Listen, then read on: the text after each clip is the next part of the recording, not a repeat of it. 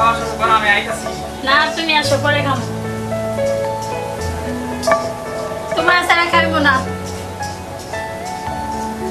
পাগলি এত বড় হইছস, আমার সারা আমরা খাইতে পারছ না।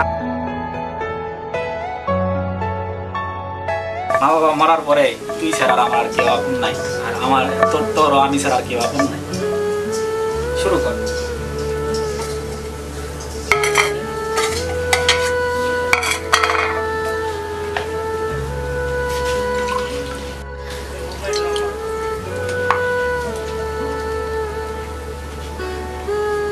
আসি রে, আমি একটু মাঠে যাই। আচ্ছা ঠিক আছে।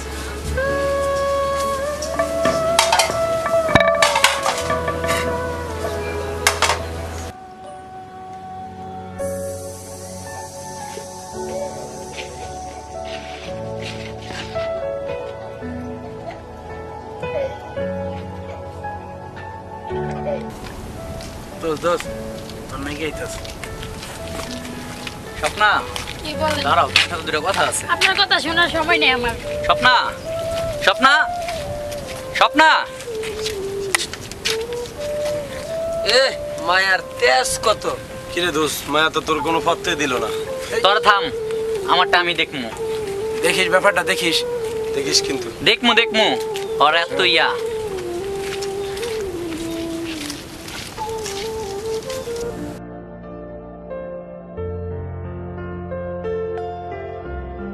স্বপ্না, স্বপ্না, কি ভাইয়া? এদিকে আয় তো, তোর লগে কথা আছে।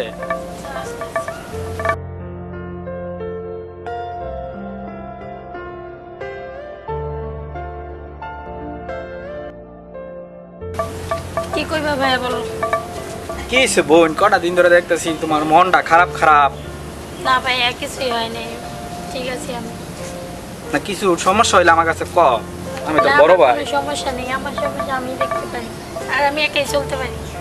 আসলে মা বাবা মারা যাওয়ার পরে তোর দায়িত্বটা তো আমার উপরেই পড়ছে। তোর যদি কোনো সমস্যা হয় আমারে জানাইস। আমার কোনো সমস্যা নেই, সমস্যা হলে জানাবো।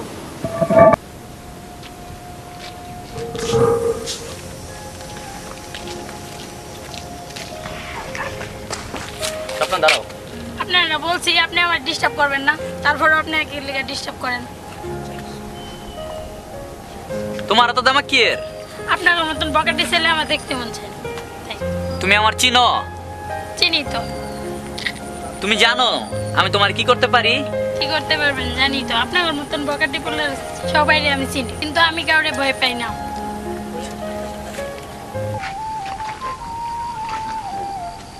স্বপ্না, এই স্বপ্না, স্বপ্না কথা শোনো। স্বপ্না,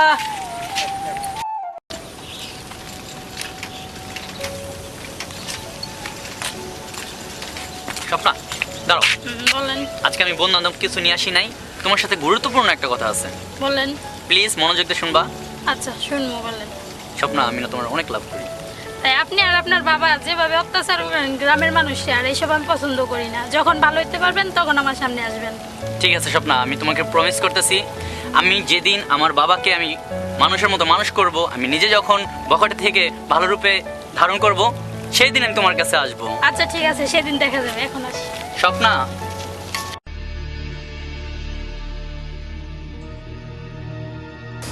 হুজুর, ওই ঘরে যে আলম মিয়া আছে না, সে আবার নির্বাচন করব।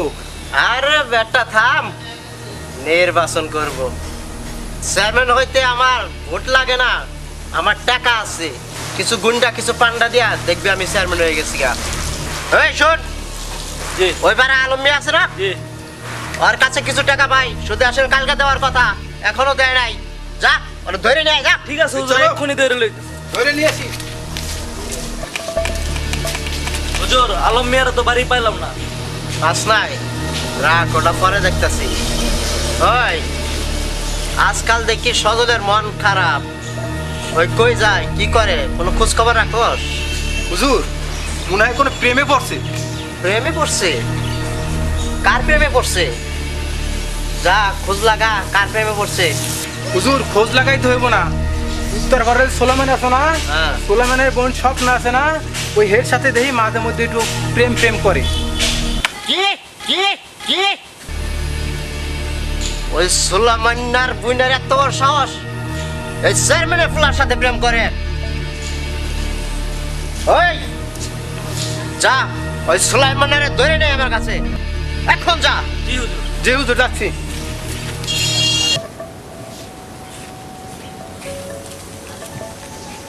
ওই সলেমান, সলেমান, ওই সলেমান, বাড়ি আছো? কেডা? আগে বাইরে আহ মিয়া। তোমরা তোমরা আমার বাড়িতে কে রে?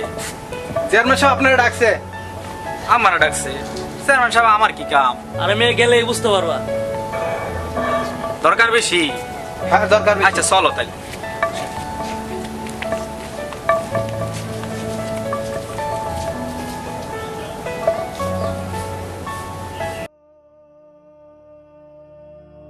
হুজুর নিয়ে আইছি। এই সুলাইমান মিয়া, তুমি তো খুব শেয়ানা মাল দেহি। আমি আবার কি শিয়ানামি করলাম? কি শেয়ানা করছো এটা বুঝো না?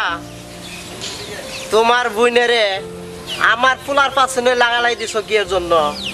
আমার ধন সম্পত্তি দেখে কি তোমার সহ্য হইতাছে না? চেয়ারম্যান সাহেব, আমি গরিব হইতে পারি, ধন সম্পত্তির লোভ আমার কাছে নাই। আপনি যেটা ভাবতেছেন এটা একেবারে ভুল।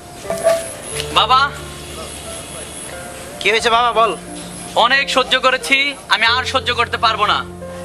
কি হয়েছে সেটা বল। শুনেছি বাবা সন্তানকে ত্যায্য করে, কিন্তু আমি আজ থেকে তোমাকে ত্যায্য করব। এই পোলা কয় কি? তোমার এই সয় সম্পত্তি সবকিছুর মায়া ত্যাগ করে, সবকিছু ছিন্ন বিচ্ছিন্ন করে আমি খুব দূরে চলে যাব। শোন বাবা শোন, কি হয়েছে শান্ত হ, আমাকে বল। শোন বাবা শোন, আমার কথা শোন, শোন শোন, এদিকে আয়, শোন কি হয়েছে শোন। তুই যদি আমার ছাড়া চলে যাস, আমি কার নিয়ে থাকুম? তুই ছাড়া আমার আর কি আছে বাবা? এই ধন সম্পদ আমি কার জন্য বানাইছি? তোর জন্য তুই বানাইছি। তুই আমার একমাত্র পোলা বাবা। শোন কি হয়েছে আমার বল, তুই আমার বল। তোমার কাছে আমি থাকতে পারি, একটা শর্ত আছে। বল কি শর্ত? আগে বলো শর্ত রাখবা। আমি রাখবো বাবা, তুই বল। তুমি এই গরিব মানুষের ধন সম্পদ যা নিছো, অন্যায়ভাবে যা জুলুম করে নিছো, দখল করছো, সব ফিরে দিবা। তুমি আমার শর্তে রাজি? রাজি, বল বাবা তুই বল। আরো শর্ত আছে। বল।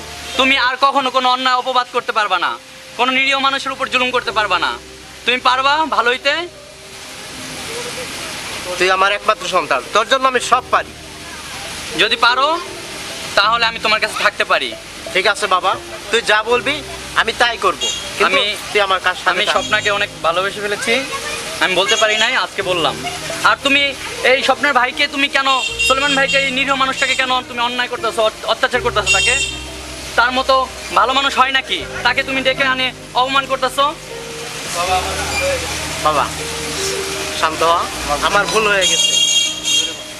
সুলাইমান, তুমি কিছু মনে করো না। আমি না বুঝে না শুনে অনেক অন্যায় তোমার কাছে করেছি, তুমি আমাকে পারলে ক্ষমা করে দিও। আর শোনো, ঠিক আছে চেয়ারম্যান সাহেব। কালকে আমি তোমার বাড়িতে যাব একটা শুভ কাজে, ঠিক আছে? তুমি এখন যাও, যাও বাবা আচ্ছা যাও। ঠিক আছে চেয়ারম্যান সাহেব, আমি যাইতেছি। আসসালামু আলাইকুম। ওয়ালাইকুম আসসালাম। আয় বাবা আয়, আমার বুকে আয়। চল বাসায় চল।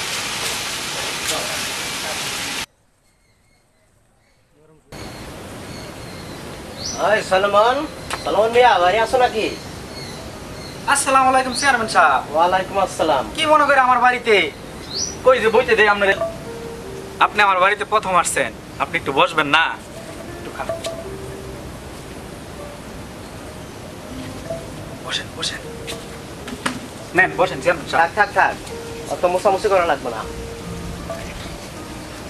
শোনো, তোমার বাড়িতে আসছি আমি এক দরকারি। বলেন। শোনো সলামান মিয়া, তোমার ছোট বোনকে আমার ছেলের বউ হিসাবে আমার বাড়িতে নিয়ে যেতে চাই। তুমি সম্মতি আছো কিনা সেটা আমাকে জানাও। আলহামদুলিল্লাহ, এটা তো খুশির সংবাদ। আল্লাহ আমার দিকে মুখ ফিরা তাকাইছে। আপনি যেটা ভালো মনে করেন চেয়ারম্যান সাহেব, ওইটাই আপনি করেন। ঠিক আছে বাবা, তুমি আমাকে সম্মতি জানাছো, এর জন্য আমিও অনেক খুশি। আচ্ছা সলমন মিয়া, তাহলে তোমার বোনকে তুমি ডাকো, আমি আমার ছেলেকে ডাকছি, দুজনকে আজকে মিলিয়ে দেবো। আই আচ্ছা ঠিক আছে চেয়ারম্যান সজলকে ডেকে নিয়ে আয় তো। স্বপ্না, জি ভাইয়া। স্বপ্না একটু বাইরে আয় তো বোন।